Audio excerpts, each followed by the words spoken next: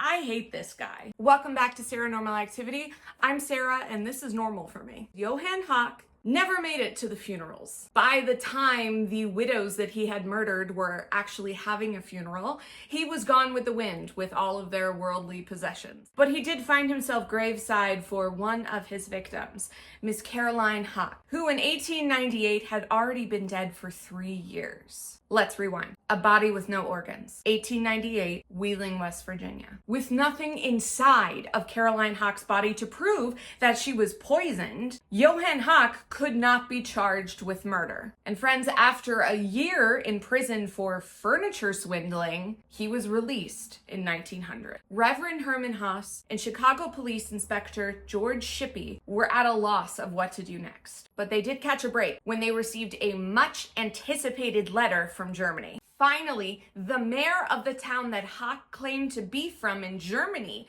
responded to Haas's letter, giving more information on Hoch's very elusive background. The mayor said there was actually no evidence of a man named Johann Hoch. Surprise, surprise. But they recognized him as merchant Jacob Schmidt, who had been pulling this shit in Germany for years before. Again, no one knows for sure exactly when he met each woman, in which state, how much he stole from her, and whether or not she was dead. But here's what they were able to work out. Schmidt was born in 1862. He married his first wife in 1881, and she died 2 years later. Here we go again. He got married again and had 4 children with a woman named Christine Ram, who he left in the middle of the night with all of her savings. He then married another woman in Germany, whose dowry he eventually used to skip out of Germany altogether. Hoch needed to flee because he was being hounded by the German police for, unsurprisingly, bankruptcy and fraud. On the boat to America, he courted a poor servant girl, married her once they hit land, and somehow she was dead 2 months later. Hoch ended up with every cent she had been able to save up as a servant girl and started a new life in Chicago. I hate this guy. In 1894, he posed as some sort of religious clergyman, Jacob Erdoff, and swindled 2 sisters out of $2,600 and then skipped back to Germany. Why? There he lost a lot of money in barley investments and had to flee Germany again after not being able to pay his debts. That's when he ended up in Wheeling, West Virginia, meeting Caroline Hoch and Reverend Herman Haas. Now it's 1900. He just skipped out on a murder charge and is walking free. He could have stopped, but no, he had to keep going, confident that he still wasn't going to get caught. Hoch's first stop after getting out of jail was Indiana to court yet another widow. Somehow he immediately got his hands on her late husband's life insurance of $2,000. I don't know how he pulled that off. He convinced the widow and her 15-year-old daughter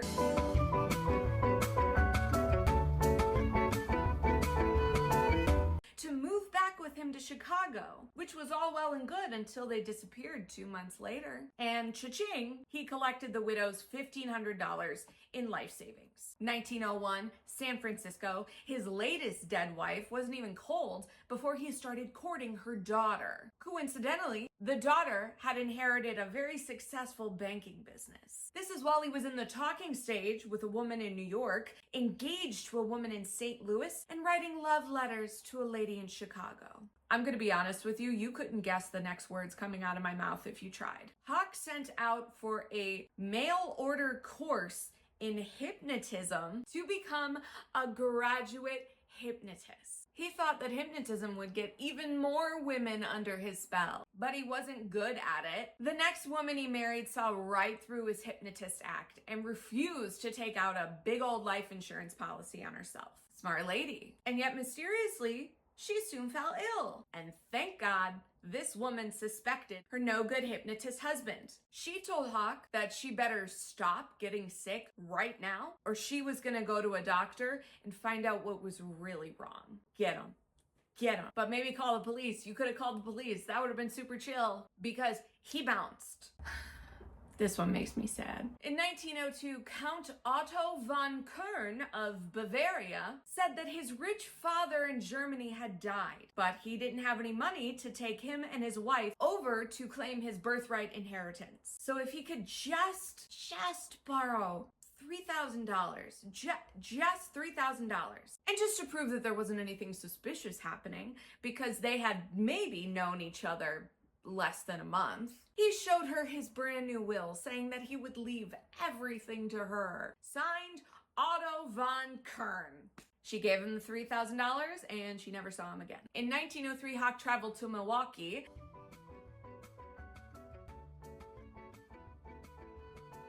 where he married a local celebrity burlesque queen who fought him off when he unsuccessfully tried to chloroform her in a hotel room. I hope she decked him. Somehow he still got away with $200 and $300 worth of diamonds. In 1903, he steals savings and deserts 3 wives in Dayton and Milwaukee. In 1904, he deserts a wife in Chicago, absconding with $500, and then kills another woman in Milwaukee and walks away with $1,500.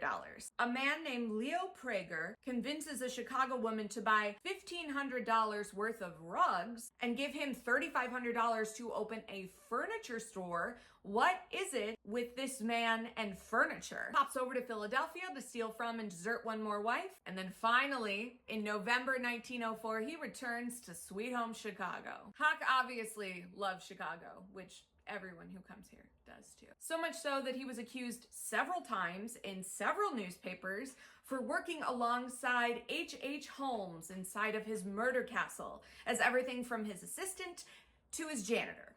Not true. But I'm sure that there was something intoxicating about doing these deeds under the nose of Chicago Police Inspector George Shippey, who was desperate to find any evidence to put him away for life.